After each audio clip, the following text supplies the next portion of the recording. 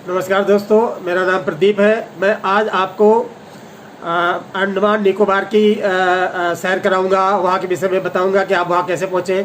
ये इंडिया का एक केंद्र शासित राज्य है जो बंगाल की खाड़ी में हिंद महासागर में स्थित है। वहाँ पहुँचने के लिए आप अपने शहर से, आप इंडिया में किसी भी शहर में हो, वहाँ से आपको फ़्लाइट इजली मिल जाएगी।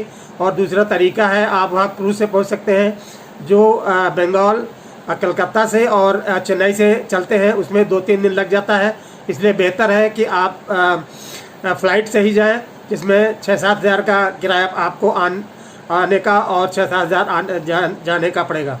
तो कुल मिला के 14-15 हज़ार आपका किराया होगा। आप अपना होटल पहले से बुक करा लें और आप वहाँ इनके माध्यम से वहाँ पहुँचेंगे। वहाँ की कैपिटल है पोर्ट ब्लेयर। तो आप पोर्ट ब्लेयर के एयरपोर्ट में आप वहाँ उतरेंगे। होटल आपका पहले से ही बुक होना चाहिए। आप वहाँ चेक इन करें और इसके बाद आप वहाँ पे शाम को पोर्ट ब्लेयर घूमें। वहाँ पे सेलुलर जेल है। सबसे पहले आप पहले दिन सेलुलर जेल आप घूमें। तो आप दिन में आप सेलुलर जेल दिन में पहले घूम लें और उसके बाद एक नाइट शो होता है, 2 शो होते हैं नाइट में, साउंड एंड लाइट शो। तो वो आप ज़रूर देखें, उसको मिस नहीं करें। तो वह उसमें आपको बहुत मज़ा आएगा। और पूरा सेलुलर जेल में पूरी वहाँ म्यूज़ियम में पूरी हिस्ट्री वहाँ पे है। लेकिन आप जो वीडियो साउंड और लाइट शो वहाँ देखेंगे, उसमें पूरा हिस्ट्री आपको वहाँ बताया जाएगा। तो इसको मिस ना करें। पोर्ट ब्लेयर में घूमने की बहुत सारी जगह हैं, आपको जब खाली समय वहाँ घूम सकते हैं। और अंडमान निकोबार में कम से कम 572 आइलैंड है, लेकिन ये सब घूमने की जगह नहीं है। कुछ ही आइलैंड में लोग रहते हैं, इसलिए लिमिटेड है। तो मैं आपको बताऊंगा, अगर आप क्रेजी ट्रैवलर हैं तो मैं बताऊंगा कि अंडमान निकोबार में आप कहाँ कहाँ घूम सकते हैं। कम से कम वहाँ 20 ऐसी जगह हैं जहाँ पे आप घूम सकते हैं। मैं उनको एक तरफ से बताऊंगा। उसके बाद मैं बताऊंगा कि आपको किन किन जगहों पे जाना चाहिए। अगर आप दोस्तों के साथ हैं तो आप कहीं भी जा सकते हैं। अगर आप फैमिली के साथ हैं तो आपको चूज करना पड़ेगा कि हमें उन्हीं आइलैंड पे जाना होगा जहाँ पे पब्लिक जाती है और रहती है, भीड़ भाड़ रहती है। वहाँ आप सेफ रहेंगे, अदरवाइज़ मतलब कुछ भी खतरा हो सकता है। तो मैं पहले सभी जगह बता सकता हूँ। एक तो पोर्ट ब्लेयर है, वहाँ की कैपिटल है। आप वहाँ पे कहीं भी घूम सकते हैं। एक तो मैंने सेलुलर जेल आपको बता ही दिया है, वो आप घूम सकते हैं। और दूसरा है डिगलीपुर। तो वो कोई जगह है, पोर्ट ब्लेयर के बाहर है। मिडिल अंडमान है, इंदिरा पॉइंट है, ग्रेट निकोबार है, बैरन आइलैंड है, नील आइलैंड है, कार निकोबार है, हैवलॉक आइलैंड है, रोस आइलैंड है, कार्बिन कौर आइलैंड है, चिड़िया टापू है, बायोलॉजिकल पार्क है, जॉगर पार्क है, आनंद पैराडाइज कॉम्प्लेक्स सिनेमा हॉल है पोर्ट ब्लेयर में, मरीना बे वही पोर्ट ब्लेयर में ही है, अबरदीन जेट्टी रॉस आइलैंड के लिए जाने के लिए वहाँ से मिलती है, और नॉर्थ बे है वहीं पर, और काला पत्थर बीच है। तो ये इतनी सारी जगह हैं। अगर आप क्रेजी ट्रैवलर हैं, हर जगह आप घूमना चाहते हैं, रिस्क लेकर घूमना चाहते हैं, तो आप इन जगहों पर कहीं भी आप अपनी जेट्टी से और टैक्सी से जा सकते हैं। लेकिन मैं आपको बताऊंगा कि आपको अगर 4 या 5 दिन का अगर आप प्रोग्राम वहाँ लेके जाते हैं तो आप पहले दिन पोर्ट ब्लेयर का पूरा दिन आप उसमें इन्वेस्ट करें। उसमें आपको सेलुलर जेल दिन में घूमिए और रात में उसमें साउंड एंड लाइट शो होता है, उसको ज़रूर देखें। पहले दिन आपका इसमें इन्वेस्ट हो जाएगा, आपको चेक इन करने में और इसमें घूमने में। दूसरे दिन आप वहाँ पे घूमें। 2 आइलैंड हैं, कार्बिन कोव आइलैंड और रॉस आइलैंड। रॉस आइलैंड का नाम बदल दिया गया है, उसका नाम हो गया सुभाष चंद्र बोस आइलैंड। तो दूसरे दिन वहाँ अबरदीन जेट्टी है मरीना बे में, वहाँ से आप जेट्टी में आप बैठ के आप 10 मिनट में आप वहाँ पे पहुँच जाएंगे आइलैंड में। वहाँ पे बहुत सारी एक्टिविटीज़ होती हैं, स्कूबा डाइविंग होती है, स्कूटर जेट्टी होती है, और स्टीम बोट से आपको कोरल्स दिखाए जाते हैं, जिसमें नीचे तली में एक ग्लास लगा रहता है, उसमें भी आप ग्रुप में जा सकते हैं। और बाकी आप अगर स्विमिंग करना जानते हैं तो वहाँ भीड़ भाड़ रहती है, स्विमिंग कर सकते हैं। स्कूटर से आपको पूरे आइलैंड को, वो बहुत खूबसूरत आइलैंड है, उससे आपको घुमाएगा। आप उसमें घूम सकते हैं। 400-500 रुपया शायद वो लेगा। तो आपका आधा पौन घंटे आपका इसमें अच्छा खासा इन्वेस्ट हो जाएगा। और इसके बाद फिर आप दूसरे दिन हैवलॉक आइलैंड जाएं, जिसके लिए आपको वहाँ से पोर्ट ब्लेयर से आपको जहाज़ से वहाँ जाना पड़ेगा। 1 घंटे का रास्ता होगा।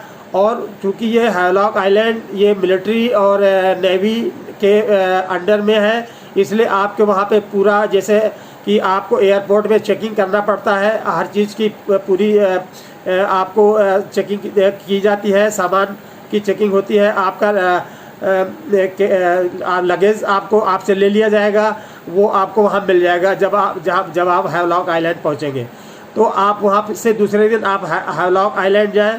वहाँ पर एलिफेंट बीच है और राधानगर बीच है, 2 बीच है और दोनों खूबसूरत हैं। एलिफेंट बीच में एक्टिविटीज़ होती हैं और राधानगर बीच में वहाँ पे स्विमिंग होती है और आप घूम और टहल सकते हैं।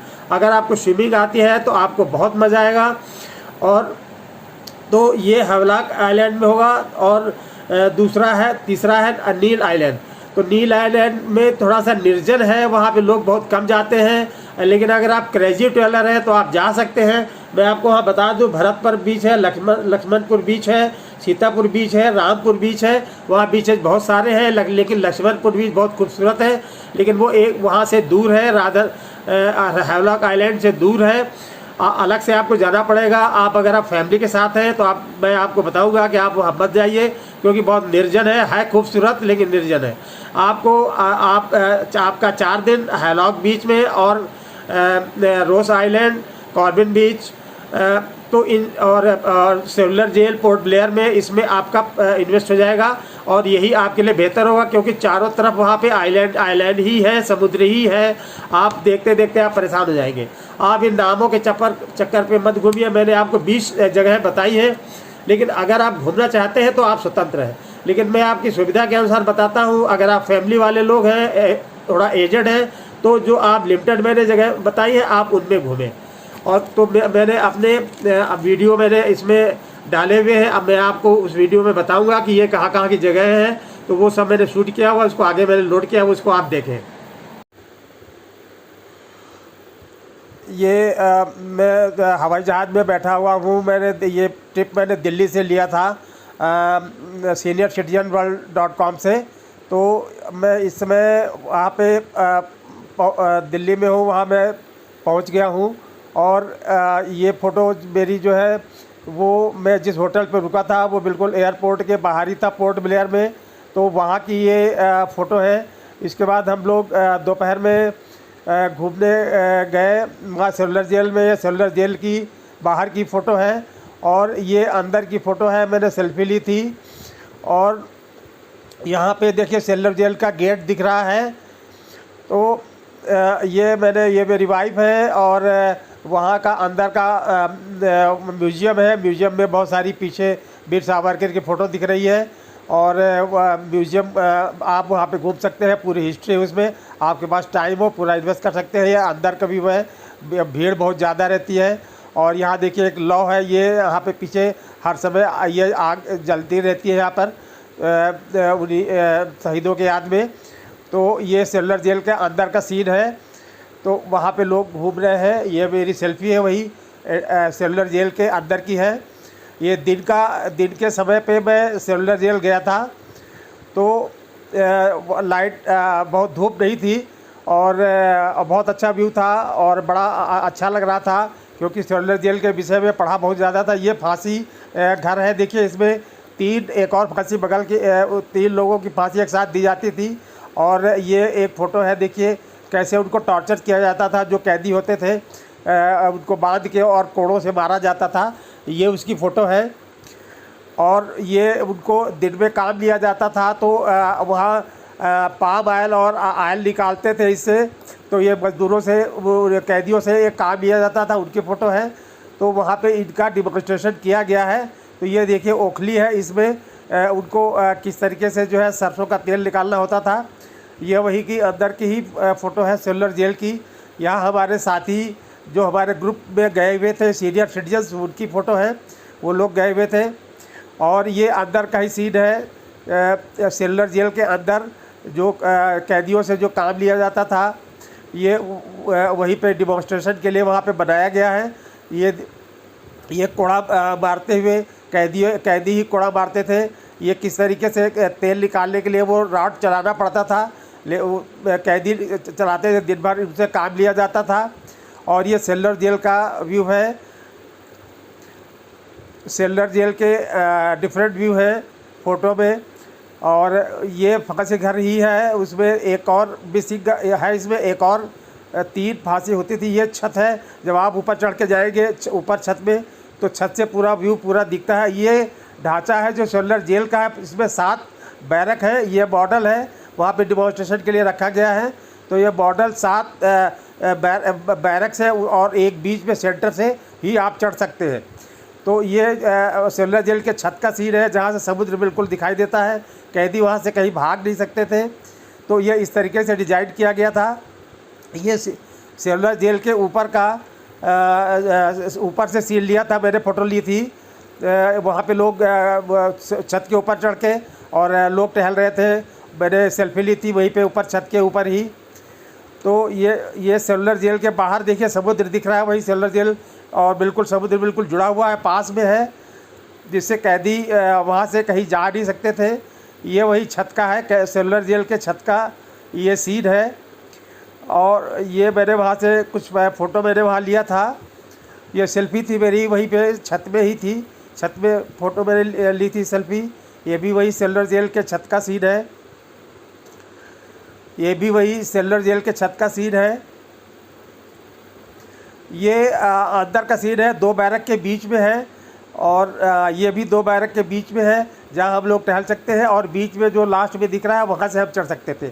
ये बाहर गेट के बाहर जो लोगों को शहीदों को उनकी फांसी दी गई थी, उनकी मूर्तियाँ वहाँ पे लगाई गई है। तो और ये है वीर सावरकर पार्क, वही सामने सेलुलर जेल के बाहर ही है पार्क, वहाँ बनाया गया है उस वीर सावरकर के नाम पर। और ये सेलुलर जेल है। ये बहुत छोटी जेल, एक विंडो होती थी, एक छोटा पतला सा गेट होता था, और 6 बाई 8 का एक छोटा सा कमरा होता था, बहुत सफोकेटिंग होता था। और ये हम लोग बाहर आ गए हैं और हम लोग अब जा रहे हैं boss island, Subhash Chandra Bose island. वहाँ से अमरदीप जट्टी मरीना बे से लेते हैं। तो अब हम लोग दूसरे दिन मरीना बे पे गए हुए हैं। एक नाइट शो हमने सेलुलर जेल में देखा था, जिसमें लाइट एंड साउंड शो था 1 घंटे का। तो वो बहुत खूबसूरत था, लेकिन वहाँ पे फ़ोटोग्राफी अलाउड नहीं था, इसलिए उसकी फ़ोटोग्राफी मैं नहीं ले पाया। और ये वही अमरदीप जट्टी जहाँ से मिलती है, जहाँ से हम बॉस आइलैंड जाते हैं, तो वहाँ का है। ये वीर सावरकर पार्क की फ़ोटो है।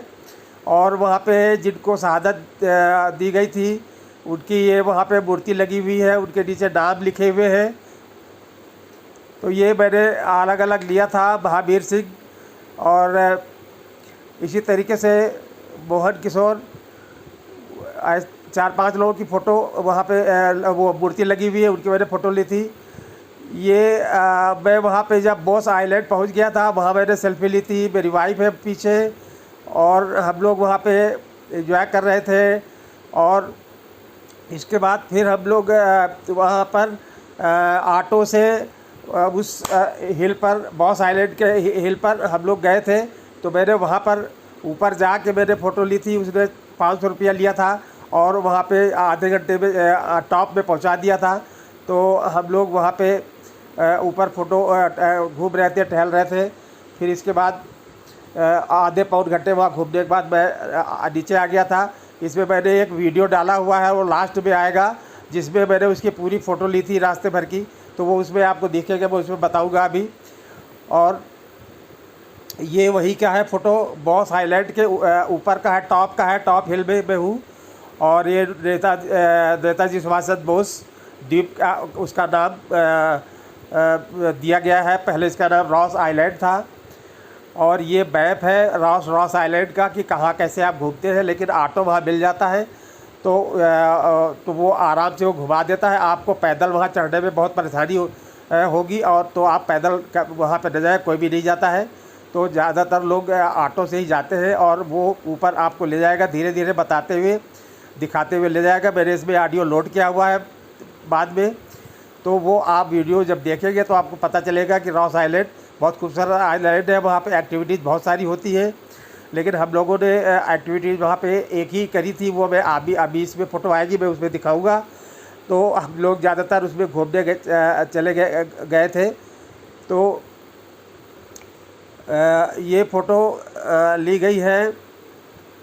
हम लोग बॉस आइलैंड से कॉर्बिन कोव आइलैंड गए थे, तो वहाँ से उसकी ये फ़ोटो है। और तो वहाँ भी हम लोग एंजॉय किए थे, और वहीं पर भी हमने कोरल्स के लिए एक स्टीमर लिया था। वहाँ पे अभी उसकी फ़ोटो आएगी, मैं उसको बताऊँगा। अभी वही की ये सेल्फ़ी है।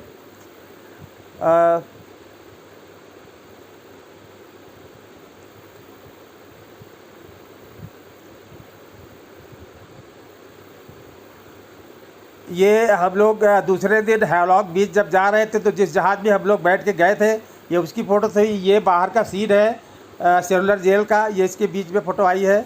सेलुलर जेल के बाहर का ये फ़ोटो है। रात में हम लोग नाइट शो जब देखने गए थे, और ये बॉस, ये हम लोग हैवलॉक कॉर्लिन को बीच में है। वहाँ पे एक्टिविटीज़ बहुत ज़्यादा नहीं है। एक एक्टिविटीज़ थी, वो हम लोगों ने किया था, पास में ही था, बॉस आइलैंड के पास में ही था, वहाँ से हम लोग गए थे। तो इसी बोट पे जिस बोट से हम लोग गए थे, उसी की ये सीन है।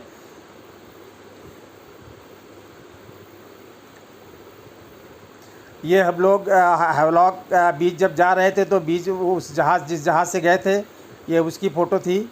ये हम लोग वही बीच में बैठे हुए हैं। ये है एक स्टीमर था, जिसमें बीच में एक ग्लास लगा हुआ था, और उससे हम लोगों ने एक्टिविटी करा था। ये उसकी फ़ोटो है। इसकी मैंने एक वीडियो डाला हुआ है, मैं बाद में दिखाऊंगा। ये हम जिस जहाज़ से हैवलॉक गए थे पोर्ट ब्लेयर से, ये उस जहाज़ का सीन था। और वहाँ पर एलिफेंट बीच है, वहाँ पे एक्टिविटी होती है।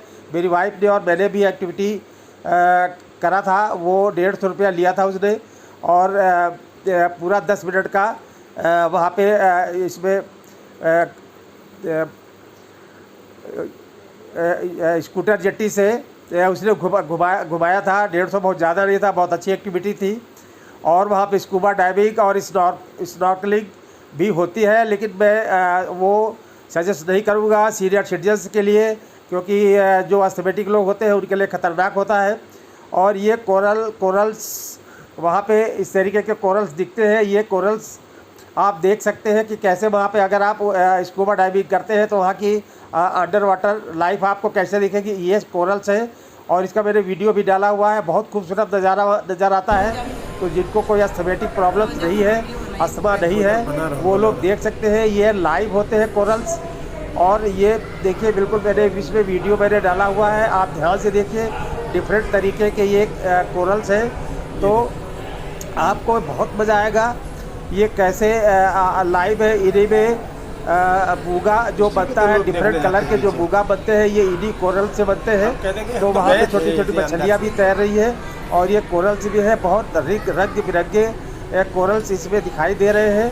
तो इसमें ये आपको बहुत मज़ा आएगा। ऐसे ये कोरल्स आपको दिखाई देते हैं अगर आप स्कूबा डाइविंग करते हैं या स्नॉर्कलिंग करते हैं, दोनों भी दिखाई देता है। आप इसको कर सकते हैं, लेकिन गाइड को साथ में रख के और फोटोग्राफी अगर आप करते हैं तब आपको कम से कम 5000 रुपया देना पड़ेगा। तो तब ये ऐसे सीन आपको नज़र आएंगे, तब आप अपनी फ़ोटो वहाँ पे ले पाएंगे।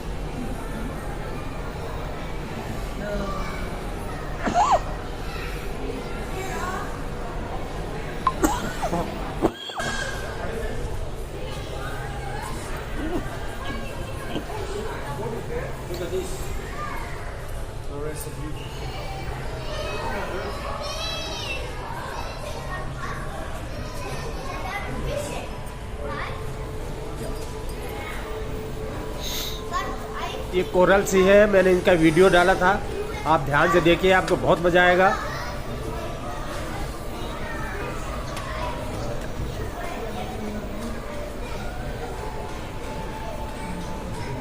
अंडर सी वाटर लाइफ कोरल्स मछलियाँ बहुत खूबसूरत दिखाई देती है।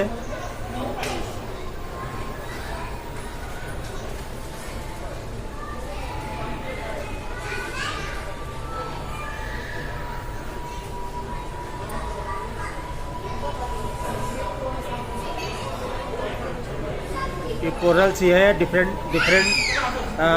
स्पीसीज़ के ये कोरल्स होते हैं। ये सीन भी वही सेलुलर जेल के छत का है। ये वीडियो है, ये मैंने छत से वीडियोग्राफी करा था। वहाँ पे कुछ लोग बातें कर रहे थे, वहाँ ही मैंने खड़े होके ही वहाँ से मैंने वीडियोग्राफी करा था। छोटा सा वीडियोग्राफ है। वहाँ से समुद्र दिखाई दे रहा है पीछे। तो सेलुलर जेल बिल्कुल समुद्र के किनारे है, वही बनाया गया है। ये 7 बैरक हैं और बीच से ही ऊपर जाने का रास्ता है, बैरक में जाने का रास्ता है। उसी बीच वाले रास्ते से ही ऊपर चढ़ते चले जाते हैं, तो वो छत में चले जाते हैं। लेकिन कैदियों को वहाँ जाने के लिए अलाउड नहीं था, दर्शकों के लिए अलाउड है। दर्शक वहाँ जा सकते हैं, छत में घूम सकते हैं, ऊपर से वहाँ का पूरा सेलुलर जेल का व्यू देख सकते हैं। तो ये वीडियो मेरे उसी से मैं लिया था, शाम का व्यू था। ये वीडियो मैंने लिया था कॉर्बिन को थाईलैंड में। हम लोग जब जा रहे थे तो वहाँ पर एक स्टीमर हम लोगों ने हायर किया था, जिसमें हमारा पूरा ग्रुप था। उसमें स्टीमर के नीचे एक ग्लास लगा हुआ था, जिससे उसी ग्लास से हमको ये कोरल्स देखने थे। तो हम लोग चारों तरफ बैठे हुए थे और ये कोरल्स जो है सामने दिखाई दे रहे हैं। लेकिन वो स्टीमर क्योंकि चल रहा था, इसलिए हम लोग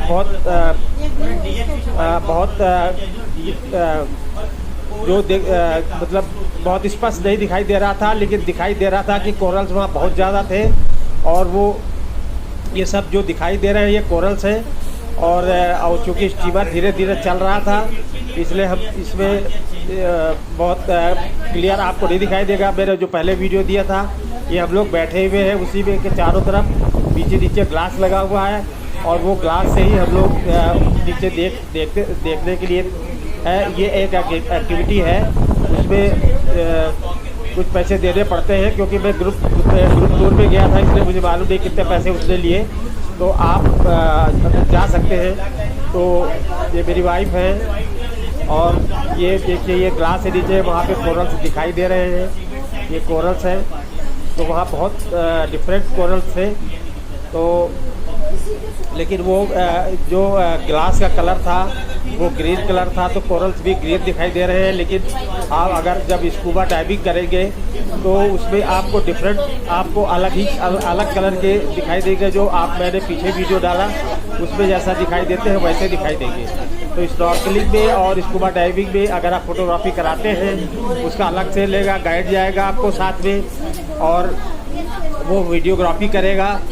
और आप अंदर की लाइफ देखेंगे कि सी अंडर वाटर में किस तरीके की लाइफ होती है, वहाँ पे कोरल्स और फिशेस कैसे होते हैं। तो ये हमने एक्टिविटी का है, ये सीन है। ये स्टीमर में है, ग्रीन ग्लास लगा हुआ है, वहाँ से हमें कोरल्स दिखाई दे रहे हैं। ये डिफरेंट तरीके के कोरल्स हैं, मछलियाँ चलती हुई दिखाई दे रही है। लेकिन ये बहुत क्लियर नहीं दिखाई दे रहा था। तो आप कभी सिंगापुर या थाईलैंड जाएं तो वहाँ एक्वेरियम ज़रूर देखें। आपको वहाँ पे बहुत लाइव वहाँ पे कोरल्स और ये फिशेज आपको देखने को मिलेगी। तो बेहतर यही रहता है कि आप एक्वेरियम को विजिट करें। अंडर वाटर वर्ल्ड थाईलैंड भी है, बैंकॉक में, और पटाया में भी है, और सिंगापुर में है। सिंगापुर का बहुत ही खूबसूरत है और वहाँ पे पूरी अंडर वाटर लाइफ वहाँ की पूरी इसमें दिखाई गई है। तो कभी आप सिंगापुर जाएं तो उसको ज़रूर देखें, उसको मिस नहीं करें। ये हमारे अंडमान में ये एक्टिविटी है और ये बोट स्टीमर है, ये धीरे धीरे ले जाते हैं। और ये हमको जो नीचे दिखाई दे रहे हैं ये सब कोरल्स हैं, ये लाइव होते हैं। इससे बूगा निकलते हैं जब ये डेड हो जाते हैं। और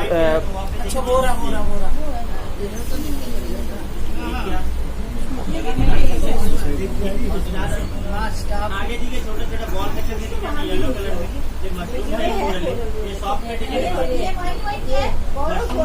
मैंने 4 मिनट का वीडियो लिया था और वो धीमे धीमे चल रहा था, लेकिन बहुत स्पष्ट नहीं दिखाई देता है।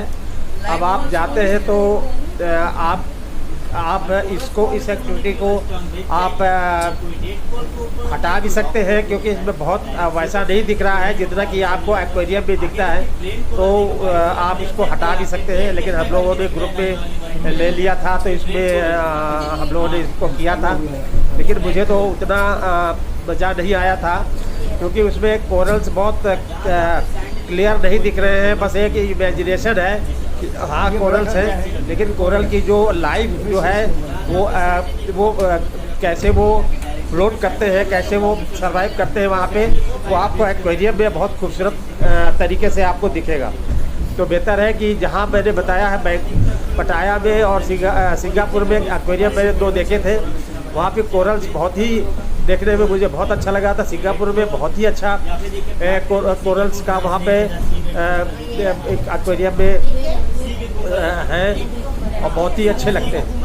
एक लेजी एनिमल होता है बिलोंग करता है, ये सैंड एंड एल्गी है, तो इसी तरह सी बेड पर खड़े रहते हैं अपने जैसे व्हाइट एंड ब्लैक। सर ये कितनी डेप्थ कितनी है?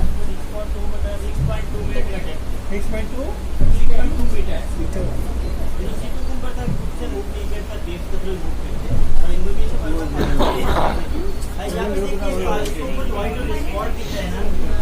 अब ये ख़त्म हो रहा है वीडियो। अब ये देखिए, ये हम लोग एलिफेंट बीच में है। ये एलिफेंट बीच स्विमिंग के लिए तो उतना अच्छा नहीं है, वहाँ पे एक्टिविटी ज़्यादा होती है। तो बेहतर है जो सीनियर पर्सन है तो उन लोगों को ये स्कूटी जेट्टी है, इसको करने में कोई परेशानी नहीं है, क्योंकि चलाने वाला दूसरा लड़का होता है। ये 150 रुपया उसने लिया था, 10 मिनट के लिए ये पूरा टहलाता है। मैंने वाइफ मेरी इस पर जा रही है, तो ये मैंने एक्टिविटी को मैंने रिकॉर्ड किया था। वहाँ पे ये एक्टिविटी बहुत ज़्यादा होती है। तो वहाँ ज़्यादातर लोग एलिफेंट बीच में, एलिफेंट तो नहीं नज़र आते, लेकिन ये बीच जो है एक्टिविटी के लिए बहुत अच्छा था। यहाँ स्नॉर्कलिंग और स्कूबा डाइविंग भी यहाँ पे लोग कर रहे थे। हम लोगों ने भी स्नॉर्कलिंग करा था, क्योंकि उसमें बहुत ज़्यादा खतरा नहीं है। और आप कहीं भी किसी भी बीच में जाएं तो आप अपने टॉवल्स और स्विमिंग कस्ट्यूम जरूर साथ में लेके जाएं, नहीं तो आप वहाँ कपड़े गीले हो जाएंगे, आप वहाँ बैठ के आपको सुखाना पड़ेगा। तो ये प्रॉब्लम्स होती है। लेकिन आप अगर जाते हैं, आपको स्विमिंग नहीं करनी आती, मेरी वाइफ को स्विमिंग नहीं करनी आती, तो बेहतर है कि आप ये स्कूटी जेट्टी से आप 10 मिनट का लहरों से आप खेल सकते हैं। ये बहुत अच्छी एक्टिविटी है, इसमें कोई ज़्यादा खर्चा भी नहीं होता। मेरी वाइफ अभी देखिए लौटी नहीं है, अभी मैं वीडियो रिकॉर्ड कर रहा हूँ, तो अभी मैं परसों नहीं कर पा रहा हूँ, ज़्यादा दूर अंदर निकल गई है गहराई में। तो बहुत सारे लोग इसमें जा रहे हैं। तो अभी ये लौट के आएगी, तो अभी मैं उनका अभी दिखाता हूँ।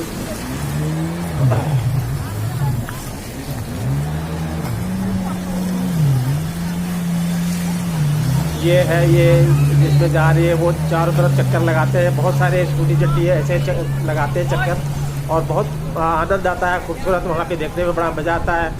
अच्छी हवा, खाने पीने के लिए वहाँ पे सब स्टॉल लगे हुए हैं। नारियल पानी पीने के लिए वहाँ पे बहुत सस्ते में मिल जाता है। तो और समुद्र के किनारे बहुत खूबसूरत नज़ारा रहता है। तो एलिफेंट बीच, वहाँ पे हाईलॉन्ग बीच में एलिफेंट बीच ज़रूर जाएं, एक्टिविटी के लिए बहुत अच्छा है। ये अभी देखिए मेरी वाइफ आ रही है।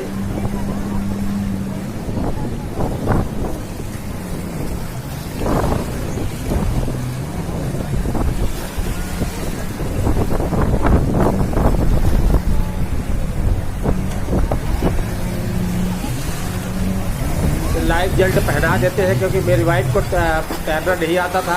ये किसी जिसको भी ले जाते हैं तो लाइफ बेल्ट ज़रूर पहना देते हैं, क्योंकि ये एक ख़तरनाक हो सकता है, कभी भी उलट सकता है। तो आदमी अगर तैरना नहीं आता तो उसमें परेशानी हो सकती है। वो एक्टिविटी ख़त्म हो गई है। ये रॉस आइलैंड की का वीडियो है। अब ये दूसरा वीडियो मैंने इसमें बाद में डाला है, लेकिन ये एक दिन पहले का है जब मैं पोर्ट ब्लेयर में था।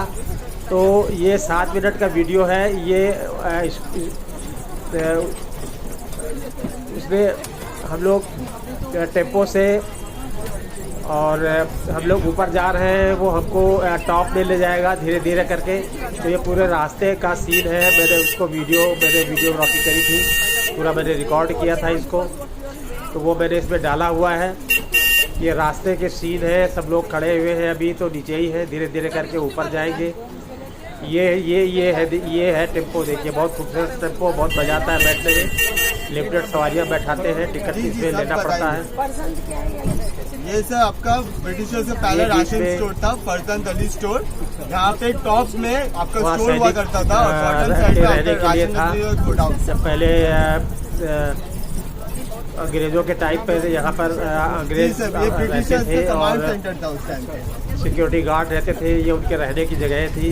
ये रॉस आइलैंड में ये सब व्यवस्थाएं थी वहाँ पर रहने के लिए। रहने के लिए बड़ा खूबसूरत आइलैंड था।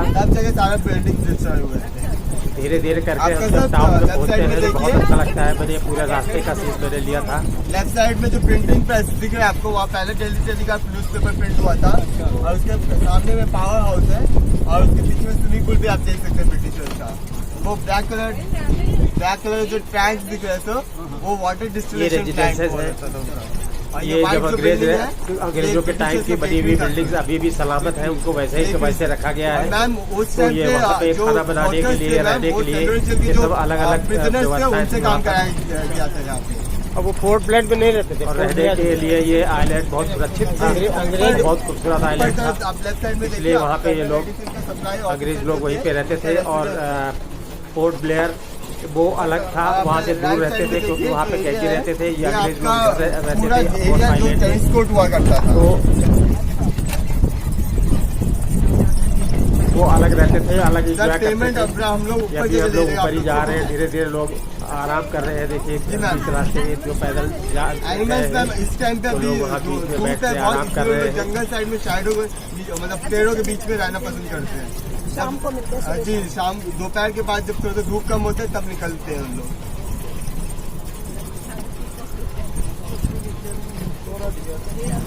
खूबसूरत आइलैंड का नज़ारा है। समुद्र चारों तरफ समुद्र है, बीच में आइलैंड है और ऊपर ग्रीनरी है। नहीं पूरा ऐसी है, बहुत ही अच्छी जगह है अंडमान निकोबार। ग्रीनरी ही ग्रीनरी है। आप हर आइलैंड में आपको जाइए, आपको ये पाम ट्री ये सब आपको नजर आएंगे। वहाँ पर जो राइट साइड में है ये सबऑर्डिनेट क्लब है। सबऑर्डिनेट क्लब जूनियर ऑफिसर्स के लिए बनाया गया था। सब आइलैंड में नहीं जा सकते हैं। सब आइलैंड में वहाँ पे लोग नहीं रहते हैं। कुछ आइलैंड ऐसे हैं रिस्ट्रिक्टेड है, वहाँ पे अभी भी आदिवासी जनजातियाँ वहाँ पे रहती है, तो वहाँ अलाउड नहीं है और कोई वहाँ पे जाता नहीं है क्योंकि वो बहुत अपने कल्चर पे रहते हैं, डेकेड रहते हैं। तो अब कोई भी अगर बाहरी आदमी वहाँ पे गलती से भी अगर कोई चला जाता है तो उसको वो तीर के बाहर भी सकते हैं, इसलिए खतरनाक होता है।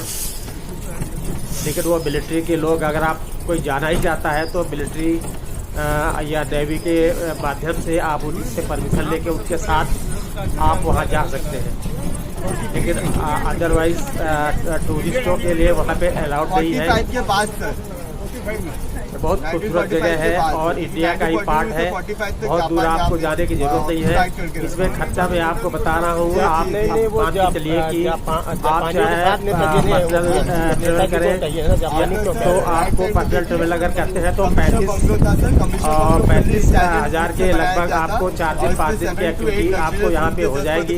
अगर 2 लोग जाते हैं तो 70 और 80,000 के बीच में आपका पूरा कवर हो जाएगा।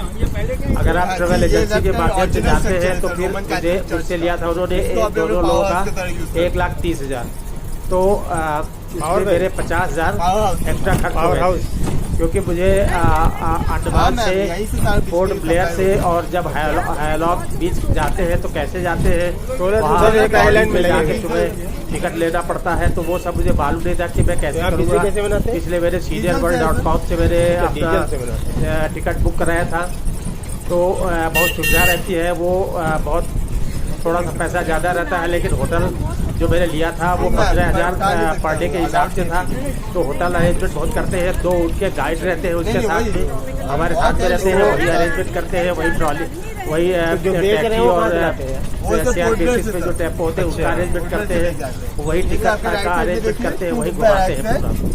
तो सीनियर वर्ल्ड भी बहुत सीनियर्स के लिए बहुत अच्छा है, जो रिस्क नहीं लेना चाहते हैं, एक्टिविटीज करना चाहते हैं उसके लिए बहुत सामने के ये जो रेस्ट स्ट्रक्चर दिख रहा है सर आपको, सिर्फ यही बचा हुआ है, बाकी पूरा स्ट्रक्चर आप पीछे देख सकेंगे पूरा पॉलिश हो गया।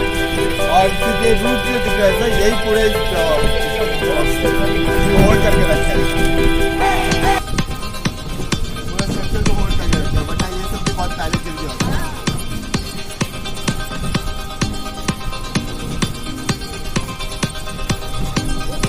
आप देख सकते हैं पूरा एकदम डबिंग का जैसा पूरा चीज को होल्ड करके रखा है।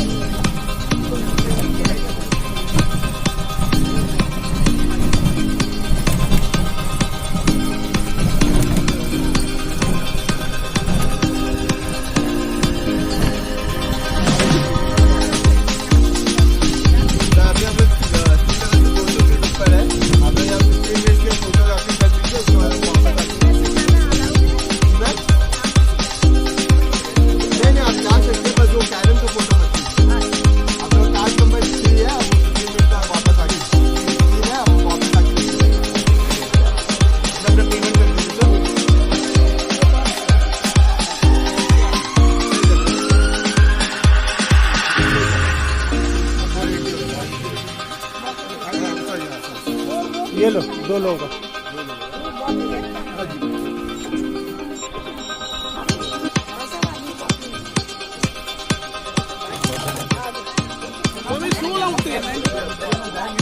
नहीं सर, गैस लेके जाएंगे।